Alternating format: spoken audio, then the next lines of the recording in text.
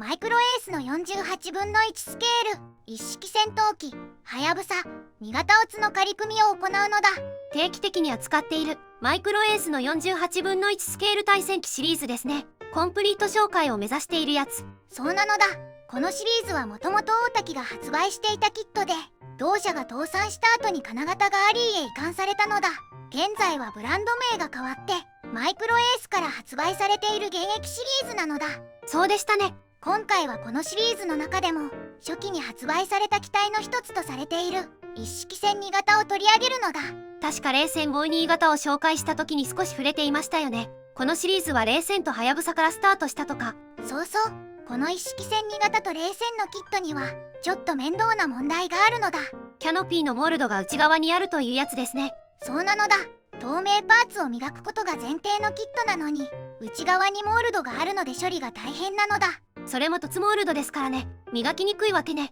もちろん透明度や細かい傷を気にしなければそのまま使うこともできるけどね。なかなかハードル高めですけども、その他の特徴はありますか？このシリーズは基本的にオーモールドなのだ。さらに機体全体に細かいリベット表現が入っているのが特徴なのだ。全面リベットですね。好き嫌いが分かれそうなところ。塗装すると結構存在感が出るのだ。ちなみに48分の1スケールのはやぶさといえば日モのキットが有名ですよね。そうなのだ。このチャンネルでも初期に紹介しているのだ。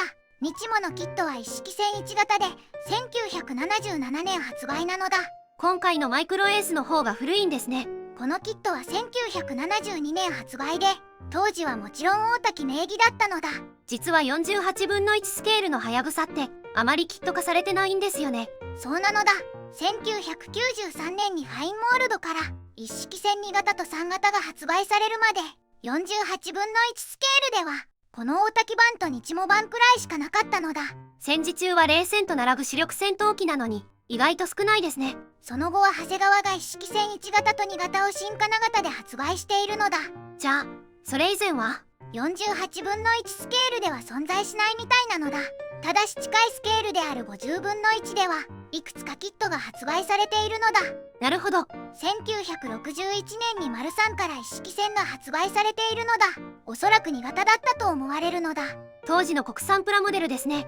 さらに1964年にはタミヤからも50分の1スケールのはやぶさが発売されているのだ。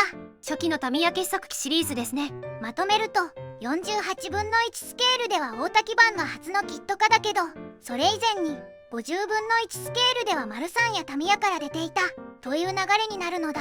キットの評判はどうなんですか？設計が50年以上前なので今の基準で見ると厳しい部分はあるのだ。よく言われているのは主翼の上半角かな。上半角が足りないっていう指摘ですね。そうなのだ。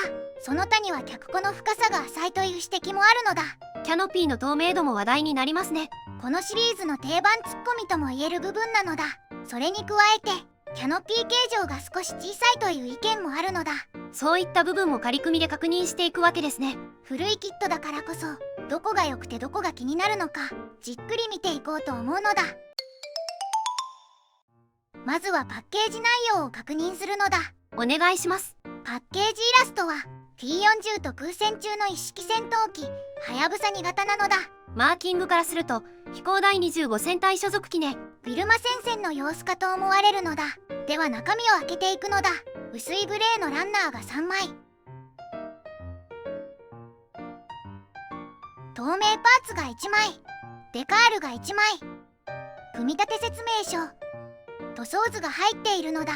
マーキングはおそらく3種類あるのだ。確実なのは飛行第25戦隊所属機となる。今回はマイクロエースで再販されているキットですね。組み立て説明書にはないマーキングもついていますね。部品点数は全部で33点なのだ。48分の1スケールとしては部品数はかなり少ないですね。ではマイクロエースの48分の1スケール一式戦闘機はやぶさ2型オツの仮組みを始めるのだ。最初に操縦席なのだ。ふむふむ。操縦席は全部で5パーツ。操縦席床に座席、ケーキパネル、操縦桿となる。このシリーズのいつもの構成ね。そうなのだ。パイロットはついてますね。今回も毎度登場していただけるこの人がついてます。次はプロペラね。プロペラは全部で2パーツ構成。一体成形の3枚プロペラにスピナーをかぶせる簡単な作りですね。そうなのだ。次はエンジンかしら。エンジンは全部で4パーツ構成となるのだ。見えない奥の部分まで再現されているのだ。最後はカウリングですね。カウリングは全部で2パーツ構成となるのだ。カウルフラップが別パーツとなっている。エンジンと合わせると出来上がりはこんな感じね。次は主翼、水平尾翼、胴体なのだ。いわゆるしの字ですね。最初に胴体の組み立てとなる。ふむふむ。胴体は左右分割で2パーツ構成。左胴体内側に取り付ける部品があるのだ。ケーキパネルの一部かしらね。取り付けたら操縦席を挟んで接着するのだ。胴体のモールドはどうでしょうか。オモールドオーリベットとなる。薄めながらくっきりとしたモールドなのだ。モールドのあれはどうですか。操縦席あたりに引けが少しあるくらいかな。主翼はどうでしょうか。主翼は全部で3パーツ構成。主翼下パーツに左右主翼上パーツを貼り合わせる。主翼のモールドはどうでしょうか。こちらもオモールドオーリベットとなる。胴体同様にくっきりとしたモールドなんだけど、なんだけど左脚庫のモールドが荒れているのだ。そもそも脚庫自体が浅めですね。そうなのだ。次は水平尾翼ですね。水平尾翼は左右それぞれ1パーツずつ胴体に差し込む構造。ここはいつもと同じ感じですね。次はクリアパーツや足回りなのだ。ふむふむ。キャノピーはワンピースとなるので操縦席の開閉選択ができない。やはり傷が結構ありますね。今回は新品のマイクロエース版なので金型の疲れが相当出ている感じなのかな。次は足回りですね。まずは左右主脚。主脚は左右それぞれで3パーツ構成。タイヤと試着、カバーの構成ね。カバーが厚めな感じなのだ。次は尾輪ね。尾輪は1パーツ構成となる。お好きなタイミングで取り付けられますね。最後は細かいパーツとなるのだ。まずはエアインテークからね。機種の下にエアインテークを取り付ける。カウリングの左右に排気管も取り付けるのね。左主翼には気筒管もつけるのだ。操縦席前方にアンテナを取り付けて、照準器も取り付けるのだ。左右胴体下には増装もつけるのね。では終わりに総評なのだ。今回はマイクロエースの48分の1スケール日本陸軍一式戦闘機はやぶさ2型オツを仮組みしてみたのだ。仮組みしてみた感想はどうでした？ 48分の1スケールの一式戦2型のキットとしてはかなり古い部類のキットなんだけど、モールドは大モールドでさらにオーリベットも入っていて外形のディテールはある程度しっかりしていると感じたのだ。内部はやや簡素でしたね。そうなのだ。操縦席周りのディテールは少し物足りなさを感じるんだけど、エンジン周りは意外としっかり作られていてカウリング内部の見えない部分まで再現されているのは好印象だったのだ。ただカウルフラップは少し厚みがありますね。そうなのだ。形状としては問題ないんだけどスケール的には少し厚く感じる部分なので、気になる人は縁を薄く削るとより雰囲気が良くなりそうなのだ。全体的なパーツの合はどうでしたか？古いキットなので最近のキットのようなパチピタという感じではないけども全体的には良好な部類だと感じたのだ。ただ胴体と主翼の接合部分には少し隙間が出るのでそこは軽く調整が必要になりそうなのだ。ネット上での先人たちの意見はどうでしょう？1972年発売のプラモデルとしては組みやすくて当時としてはかなり高水準だったという評価が多い印象なのだ。簡単に形になって一式戦の雰囲気もよく出ているという感じですね。そうなのだ。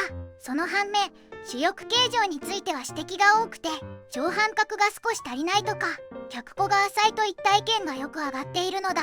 脚庫は個体によっては成形の甘さもありますね。そうなのだ。それと試脚が長細いとも感じたかな。いずれにせよこのキットは細部の修正よりも雰囲気を楽しむくらいの気持ちで作るのが良さそうなのだ。なるほどね。古いキットではあるんだけど1970年代の設計としてはかなり頑張っているキットだと感じたのだ。半世紀前のプラモデルですからね。そうなのだ。昔のキットならではの味を楽しみながら作るのがこのキットの一番の楽しみ方かもしれないのだ。ではでは動画を最後までご視聴していただきありがとうございますなのだ。チャンネル登録と高評価をお願いしますなのだ。次回以降も飛行機プラモデルのレビューを続けていくのだ。ではバイバイ。